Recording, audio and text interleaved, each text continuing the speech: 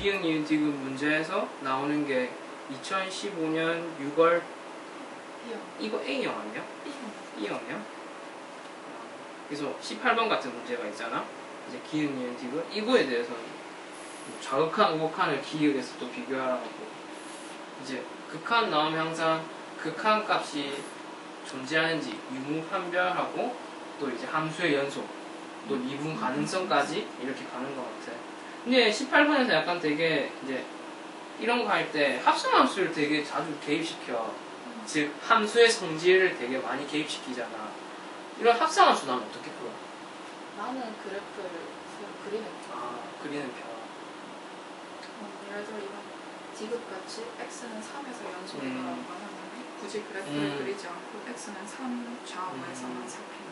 그럼 만약에 여러 개를 주어졌을 때 여러 개를 구해야 되는 상황이 합성함수에 대해서 여러 개를 그냥 그래프를 그리는 게 하지만 이제 이렇게 이제 직선으로 이루어진 함수일 때는 그래프 그리는 게 합성함수의 정의인 이제 만약에 fgx면 gx의 치역이 f의 정의역이 된다는 그런 합성함수의 개념만을 통해서 그래프를 그릴 수가 있잖아. 근데 되게 초월함수를 다룰 때는 힘들잖아. 이제 그때는 각각 생각해주는 게 실수를 줄일 수도 있을 것 같고, 물론 합성함수를 이제 잘 그린 애들 이제 그려서 하겠지만 결국 이것도 각각 이제 자기가 좋아하는 풀이의 차이일 것 같아. 합성함수를 그리는 걸 좋아하는 애들은 이제 합성함수를 그려서 판별하겠고 초월함수더라도. 그런데 이제 그게 약간 불안하거나 약간 취약하거나 아니면 계산을 더 좋아하는 사람들의 경우에는 계산을 통해서 각각 다 찾아서 하는 경우가 많은 것 같아. 그래도 하지만 이제 합성함수에 대해서 뭐 한 가지밖에 안 물어보는데 굳이 그리는 거는 또 나는 개인적으로 아니라고 생각해.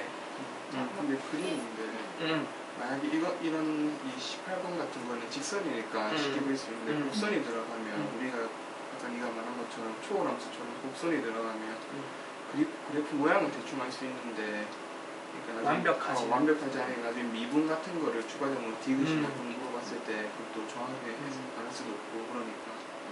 근데 합성함수를 그릴 때 진짜 조심해야 되는 게 미분 물어볼 때야. 근데 내 생각에 근데 나는 생각하는 게 차라리 이런 극한 문제를 물어봤더라면 여기에서는 이제 x가 3일 때만 물었으니까 나도 그냥 3 좌극한 우극한만 구해가지고 계산을 할 거야. 근데 나는 오히려 미분 같은 문제를 풀 때 그래프를 그리는 편이야. 그래서 좀 그래프를 그려서 눈으로 보이면 의심 가는 자리가 어디인지가 눈으로 이제 확 들어오니까 그러면 이제 그 부분에 대해서는 계산을 다시 해주든지 이게 전체적인 틀에 대해서 내가 인식하기가 좀 편하기 때문에 나는. 근데 만약에 함수가 곡선을 다룬 이제 불연속의 함수야. 그 경우에 이제 합성을 했을 때 첨점이 생길 수가 있거든. 근데 그 첨점을 이제 합성함수의 개념만을 가지고 그렸을 때 완벽하지가 않아. 그걸 만약에 캐치를 못하잖아. 캐치를 못하면 실수를 할 수가 있어.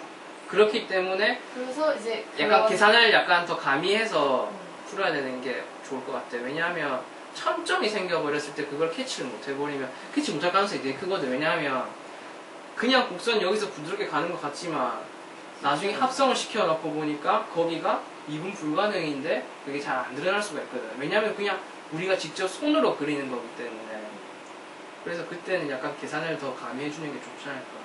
첨점이 생기는 위치도 어차피 이제 그 원 함수에서 이제 증감이 바뀌는 부분이라든지 그 의심가는 부분이 다 있으니까 그 부분에서는 합성함수 그래프를 그렸더라도 그 부분에서는 계산을 당연히 해줘야 되는 거. 그치, 계산을 해야지. 내 말은 즉 두 가지를 병행하는 게 제일 최고인 거야.